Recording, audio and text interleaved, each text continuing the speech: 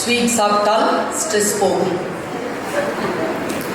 அப்போதான் புரிஞ்சுது, நம்ம ஜெயிச்ச உடனே நம்மளை சுற்றி இருக்கிறவன் ஸ்வீட் கொடு ஸ்வீட் கொடு ஸ்வீட் கொடுன்னு ஏன் கேட்குறான்?